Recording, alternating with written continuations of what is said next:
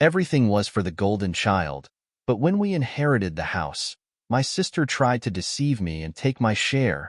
Then my parents had always lived a life of luxury.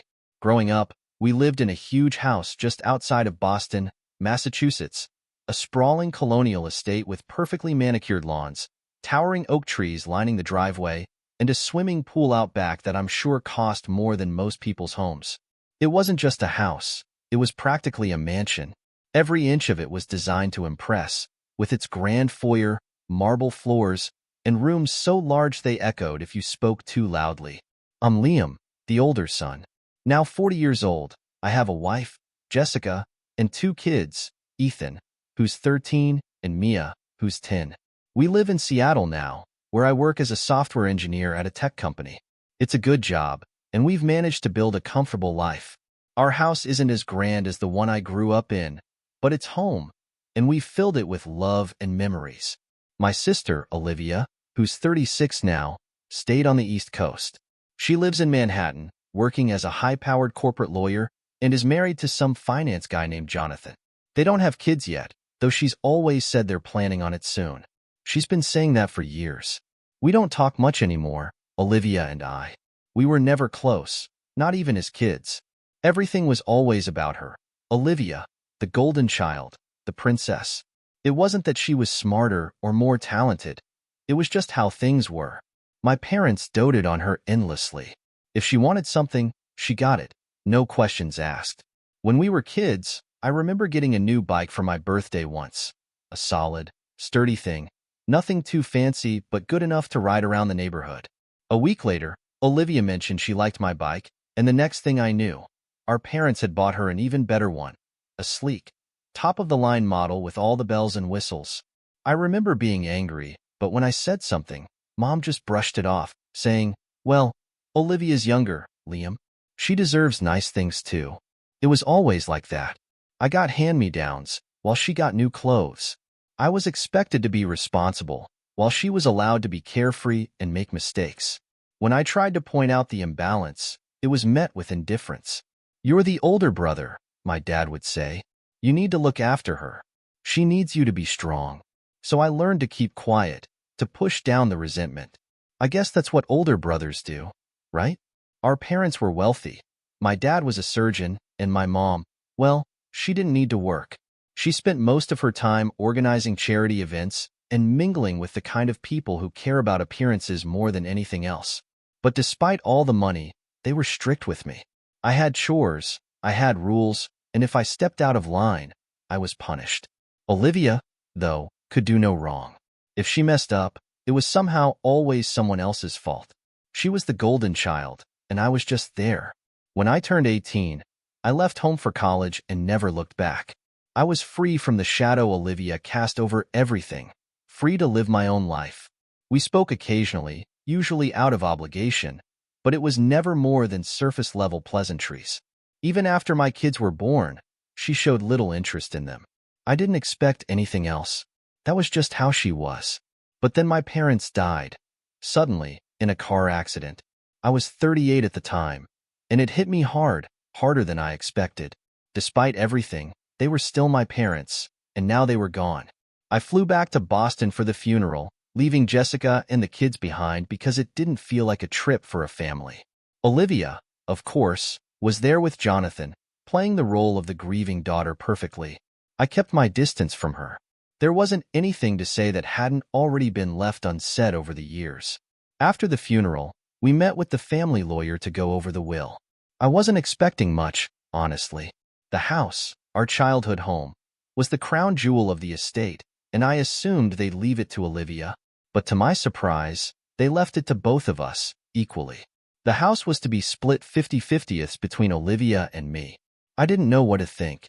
Part of me was relieved that they hadn't favored her in death the way they had in life, but another part of me dreaded what would come next. You see, Olivia isn't just selfish, she's cunning. She always knows how to get what she wants, and I knew this house, this enormous estate, would be no different. Sure enough, a few weeks after the will was read, she called me. "We need to talk about the house," she said, her voice dripping with fake concern. "It's too big for either of us to live in, don't you think? We should sell it and split the money. I hadn't even thought about it yet. I was still processing everything. But Olivia was already scheming, already figuring out how to take her share, and more, if she could. I knew her well enough to know that this wasn't going to be a simple transaction. There was something more going on. She suggested meeting at the house to go over things, which seemed reasonable enough. So I flew back to Boston. The moment I walked into the house, I was flooded with memories, some good, most not. Olivia was already there, dressed in one of her expensive designer suits, looking like she had just stepped out of a magazine. She greeted me with a hug that felt more like a performance than any real emotion. We sat down in the living room, the same room where we had opened Christmas presents as kids, where we had celebrated birthdays and holidays. But now it felt cold, empty. Olivia wasted no time getting to the point. "I've already spoken with a realtor," she said, her eyes gleaming with excitement. "The market's really good right now. We could get a fortune for this place." I nodded, still unsure of what I wanted. "That makes sense," I said, "but I need time to think. It's not just a house. It's a lot of things." Olivia smiled, but it didn't reach her eyes. "Of course, take your time. I just want what's best for both of us." I didn't believe her for a second. Olivia didn't care about me or what was best for me. She never had. I told her I needed a few days to consider everything, and she agreed. But I could tell she was already planning her next move. A week later, I got a call from my cousin, Ava. She lived nearby and had been keeping an eye on the house since our parents' death.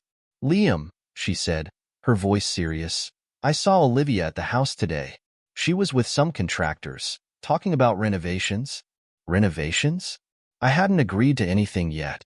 I called Olivia immediately, my anger barely contained. She answered on the second ring, acting like nothing was wrong. "Oh, that," she said casually.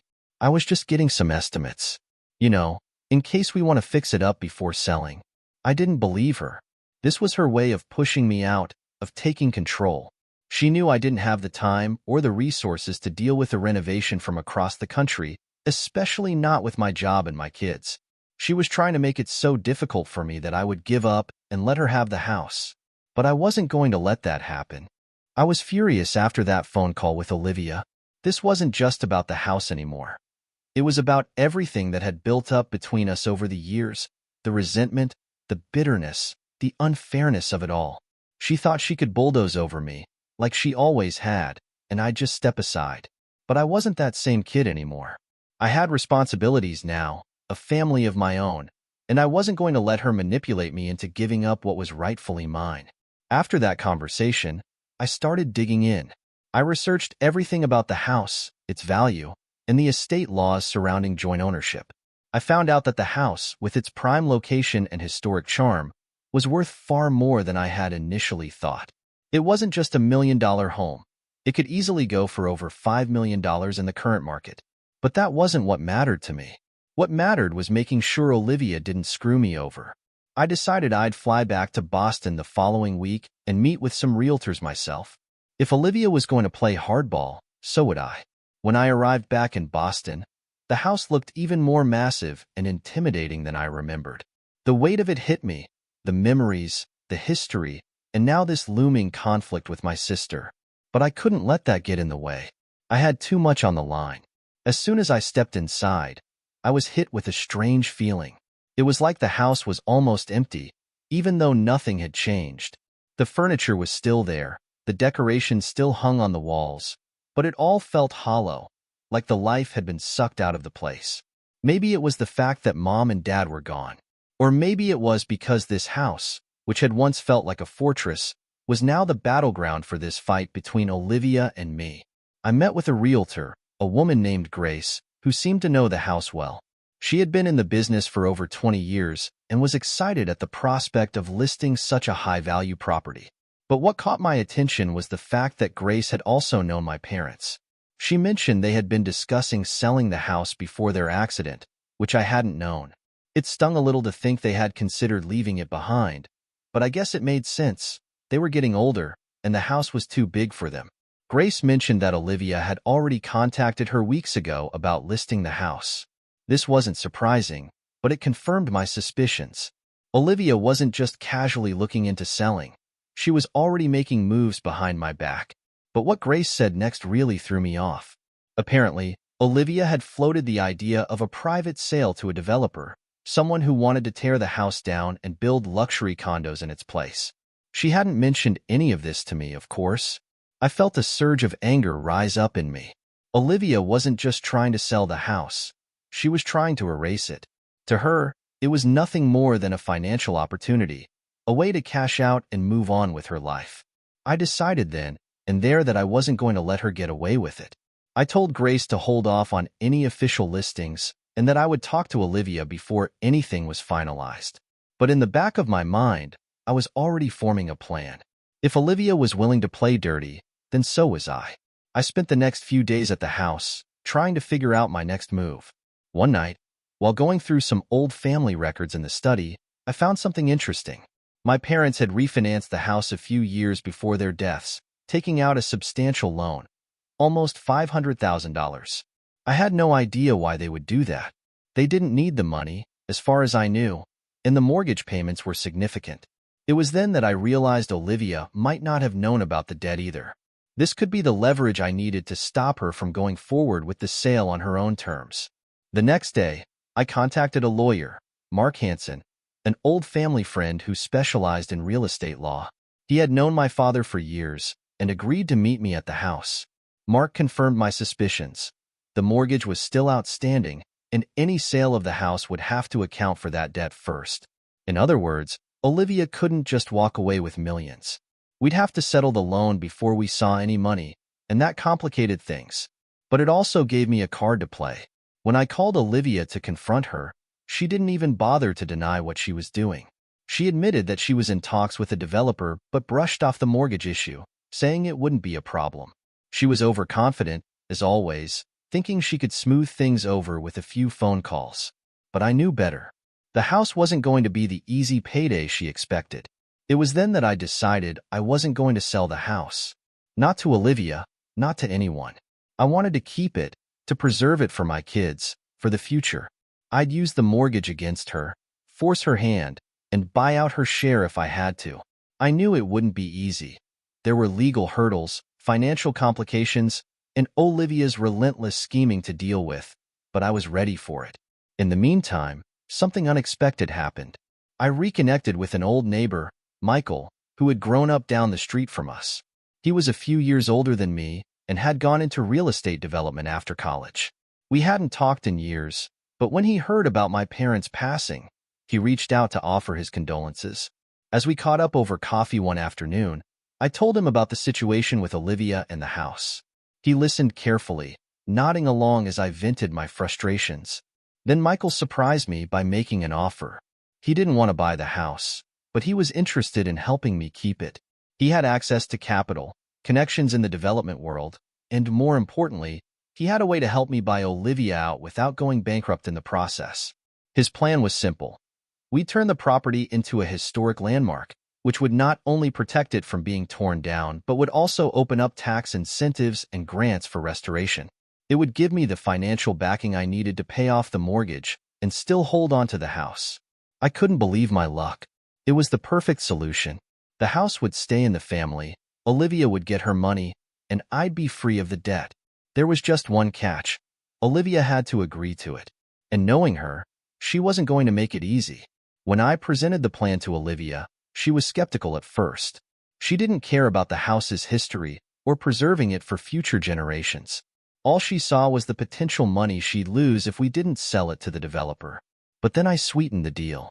I told her that by declaring it a historic landmark, we could increase its value in the long run. And if she wanted out now, I'd pay her more than half of what the current market value was.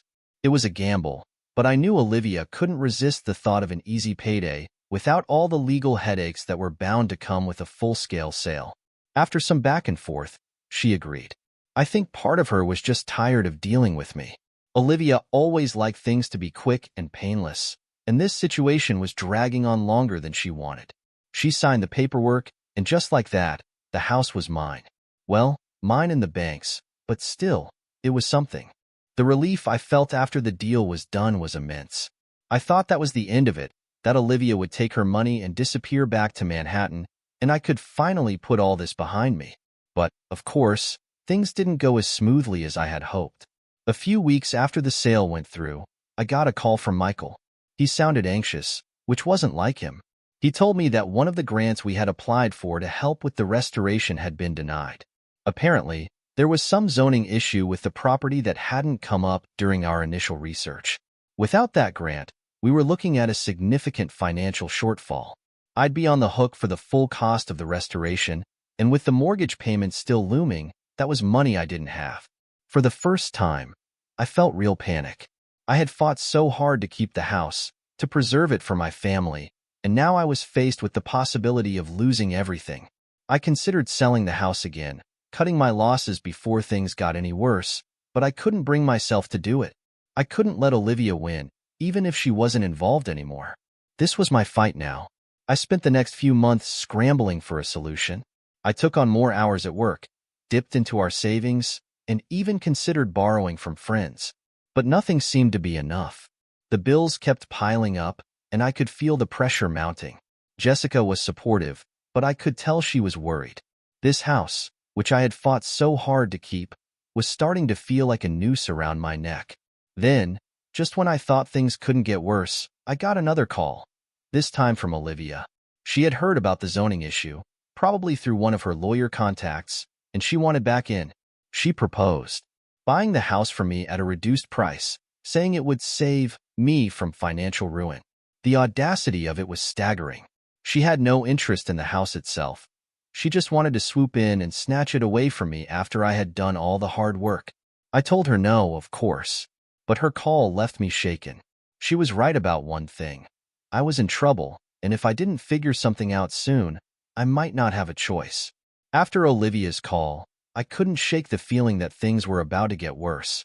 She had this way of swooping in when I was most vulnerable, as if she had some sixth sense for exploiting weakness. The more I thought about it, the angrier I became. I had worked so hard to keep the house, and now, with my back against the wall, she wanted to take advantage of the situation yet again. But this time, I wasn't going to let her. Not after everything. I started looking for alternative ways to deal with the financial mess I was in. Selling wasn't an option. I was too attached to the idea of keeping the house in the family. So, I went deeper into research. I scoured the internet for every possible grant, loan, and tax credit available for historic properties. I spent sleepless nights reviewing zoning laws, property ordinances, and contacting local government offices for answers. Every avenue seemed to hit a dead end. The problem wasn't just financial, it was structural. The house was old, and some parts were in worse shape than I had realized. Repairs would be costly and time-consuming, and without the grant, I had no way of paying for it all. In the middle of this mess, I met someone unexpected. His name was Paul, an architect specializing in historic restorations. I found him through a recommendation from Grace, the realtor. Paul was in his mid-50s, with graying hair and a calm, steady demeanor that immediately put me at ease. He took a look at the house and gave me an honest assessment. It needed work, but it wasn't impossible to restore. In fact, he saw potential in the place that I hadn't considered. Paul proposed turning part of the estate into a bed and breakfast, a high-end, boutique-style place that catered to wealthy travelers looking for a unique experience. It wasn't what I had envisioned, but it was an intriguing idea. The cost to renovate would be around $750,000, far more than I had expected, but Paul assured me it was doable. He had contacts in the industry, investors who were interested in projects like this. He suggested we could split ownership of the business, with me keeping the majority stake. It would allow me to keep the house, pay off the mortgage, and bring in a steady stream of income. I wasn't sure at first. It felt like another gamble, and after everything I had gone through, I was hesitant to take on more risk. But Paul was persuasive, and the more I thought about it, the more it made sense. A few weeks later, I was sitting in a meeting with Paul and two potential investors, Rachel and Tom. They were a married couple in their early 40s, both successful entrepreneurs in the hospitality industry.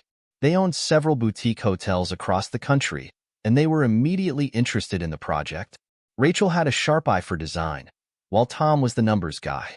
They walked through the house with Paul, taking notes and asking questions. By the end of the tour, they were convinced it was a good investment. Rachel loved the idea of preserving the history of the house while transforming it into something new and exciting. Tom crunched the numbers and came up with a plan. They would invest $500,000 in the renovation, and I would contribute the remaining $250,000 by refinancing the mortgage. In return, I would keep 60% ownership of the business, while they would take 40%. It wasn't ideal, but it was better than losing the house altogether. And with their expertise, I felt confident that the bed and breakfast could actually succeed. The deal was finalized a month later. Construction began almost immediately, with Paul overseeing the project. The house was transformed in ways I hadn't thought possible. We restored the original hardwood floors, refurbished the grand staircase, and modernized the kitchen and bathrooms while keeping the historical integrity of the place intact. We even converted a few of the smaller rooms into guest suites, each with its own unique charm and character. The renovations took nearly a year, but by the end of it, the house looked stunning, like something out of a magazine. During that time, Olivia had gone quiet. I hadn't heard from her since our last conversation, and for a while, I thought maybe she had finally moved on. But I should have known better. Olivia never let anything go, especially when there was money involved. Just as the renovation was nearing completion, I received a letter from her lawyer. She was suing me for what she claimed was her rightful share of the profits from the bed and breakfast. Apparently, she had found out about the investment deal with Rachel and Tom and believed she was entitled to a portion of the earnings, even though she had already been paid out for her half of the house. The lawsuit was ridiculous, and I knew it. Olivia had no legal standing, but that didn't stop her from trying. It was just another one of her schemes to squeeze more money out of the situation. I contacted Mark, my lawyer, and he assured me we had nothing to worry about. The contracts were airtight, and Olivia didn't have a leg to stand on. But still, the legal battle dragged on for months, with Olivia making demands and filing motions to delay the process. It was exhausting, but I refused to let her win. In the end, the judge dismissed the case, ruling in my favor. Olivia didn't get a cent, and I finally felt like I had closed the door on that chapter of my life. She stopped contacting me after that, and from what I heard through the grapevine, she and Jonathan were having their own financial problems in Manhattan. I didn't feel sorry for her. She had made her bed, and now she had to lie in it. With the lawsuit behind me, I focused all my energy on the bed and breakfast. We officially opened for business 6 months after the renovations were completed, and to my surprise, it was an immediate success. Word spread quickly, and we were booked solid for months. Guests loved the charm of the old house, the history that seeped from every corner. Rachel's design touches gave it a modern, luxurious feel, while Tom's business acumen ensured we were turning a healthy profit. As the months went on, I started to feel something I hadn't felt in a long time: peace. The house, which had once been a source of so much pain and conflict, had become a place of renewal. My kids, Ethan and Mia, loved visiting, running through the halls and exploring the grounds like I had when I was their age. Jessica and I even considered moving back to Boston permanently, but for now, we were content with making regular trips. Paul stayed on as a consultant, helping us manage the property and overseeing any additional renovations that came up. He had become more than just an architect. He was a friend, someone I trusted and valued. Rachel and Tom, too, became close friends.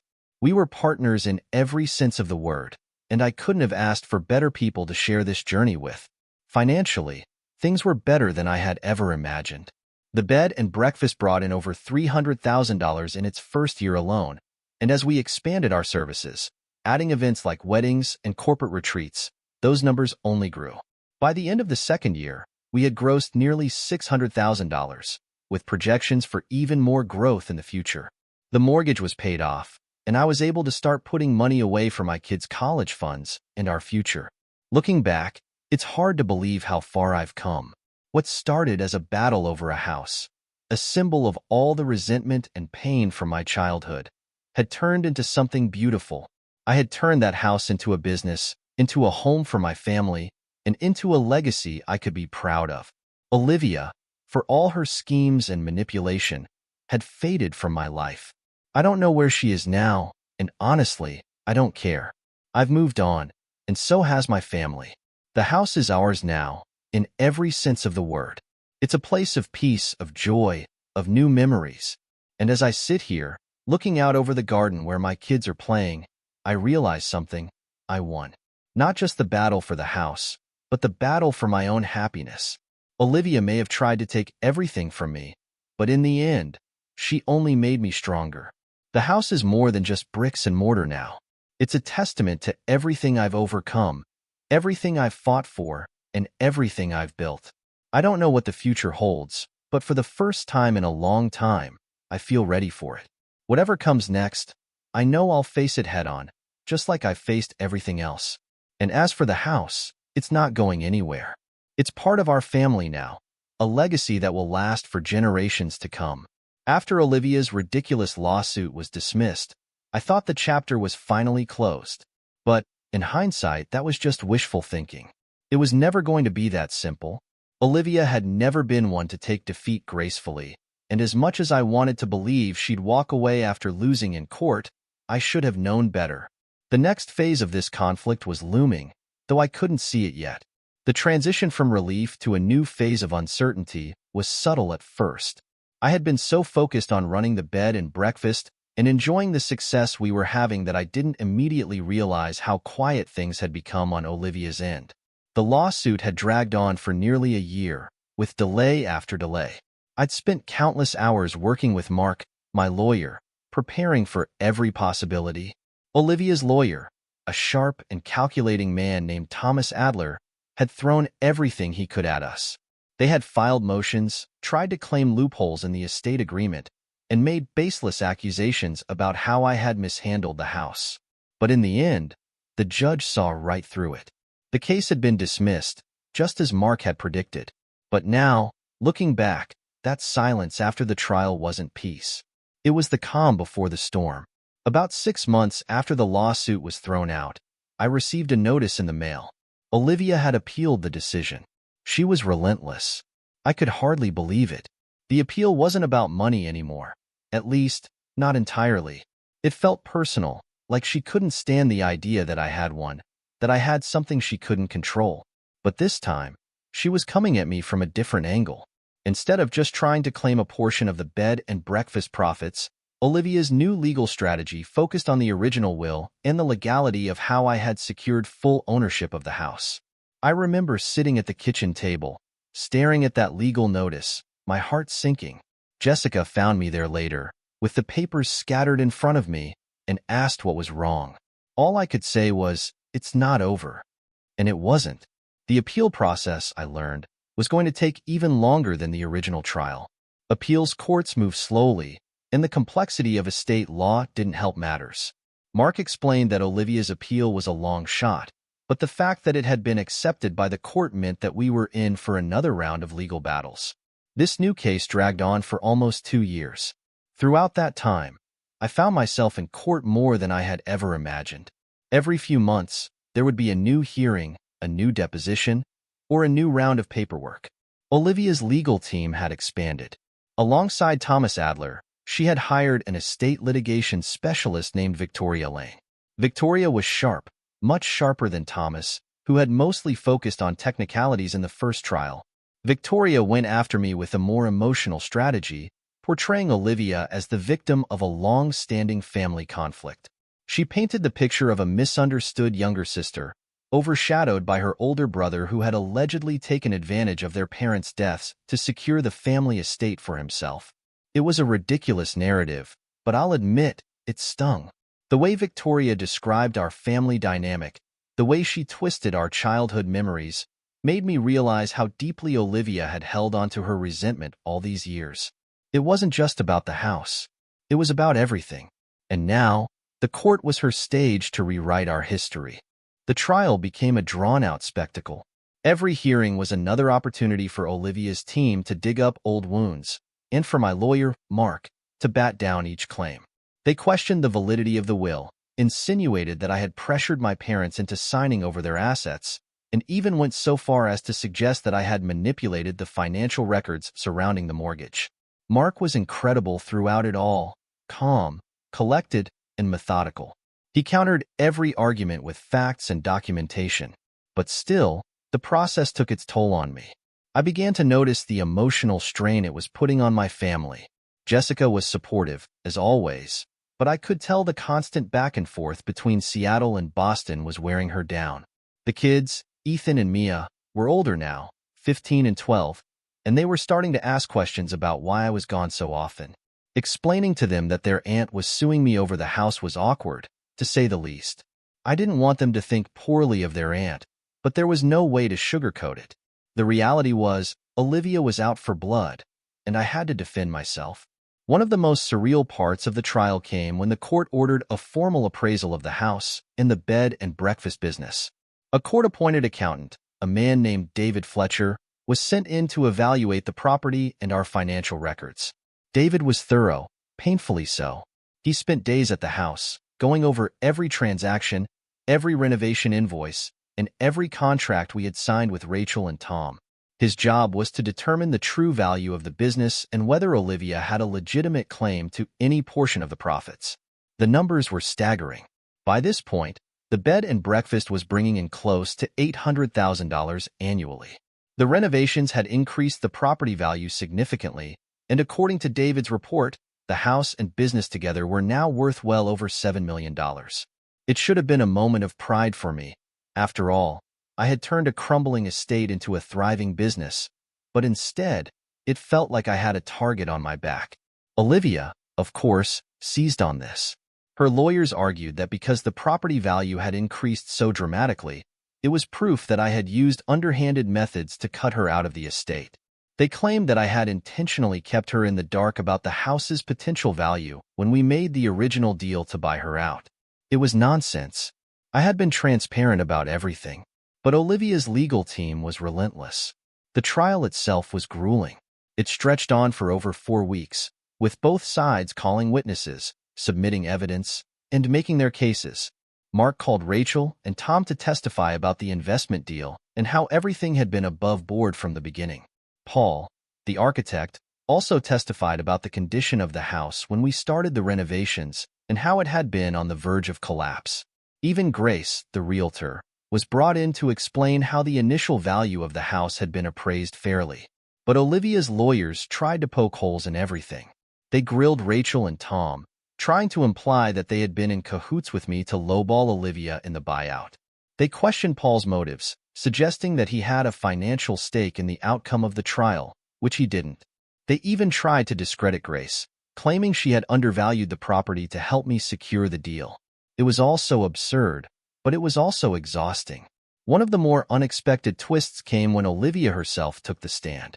I hadn't seen her in person since the initial trial, and when she walked into the courtroom, I barely recognized her. She looked different, not physically, but in the way she carried herself. There was a hardness to her now, a bitterness that seemed to have consumed her completely. As she testified, I couldn't help but feel a mix of emotions. Part of me was still angry at how far she was willing to go to hurt me, but another part of me felt sad.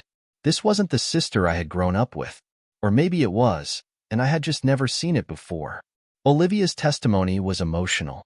She spoke about our parents, about the house, about the unfairness she had felt growing up. She painted me as the favored son, the one who had always had everything handed to him, while she had been left to fend for herself. It was a complete distortion of the truth, but it was effective. I could see the jurors listening to her, nodding along as she told her story. It made me nervous, but Mark had prepared me for this. He knew Olivia's strategy would be to play the victim, and he had a plan to counter it. Mark's cross-examination of Olivia was brutal, but necessary. He exposed the inconsistencies in her testimony, highlighting how she had willingly signed the buyout agreement, and how she had been fully aware of the house's condition and potential value at the time. He pointed out that Olivia had been more than happy to take the money when it suited her, but now that the business was successful, she wanted to rewrite the past. By the time Mark was done, I could see the cracks in Olivia's story starting to show. The final days of the trial were tense. The courtroom was packed with spectators, family members, friends, and even a few local reporters who had caught wind of the high-profile nature of the case. As the lawyers gave their closing arguments, I sat there, exhausted but resolute. This trial had taken so much from me, time, energy, and peace of mind. But I wasn't going to let Olivia win. Not after everything I had fought for.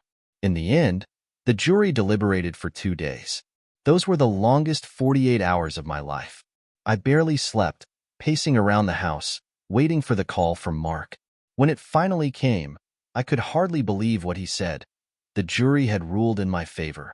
The appeal was denied, and Olivia's claims were thrown out once and for all. It was over. Truly over.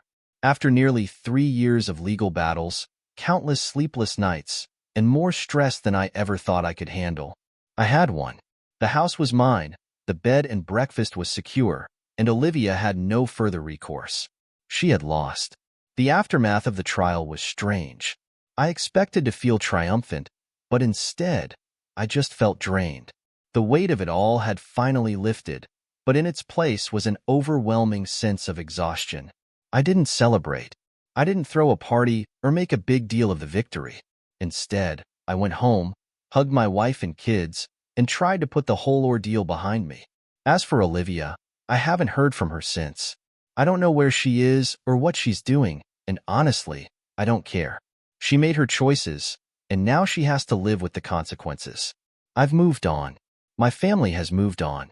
The house, our house, is finally at peace.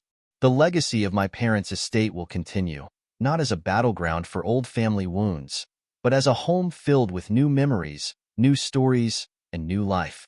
I've learned a lot through this process, about family, about resilience, and about the things that truly matter. In the end, the house wasn't just a symbol of our family's past. It became a testament to what I could build for the future. Subscribe and listen to new interesting stories every day.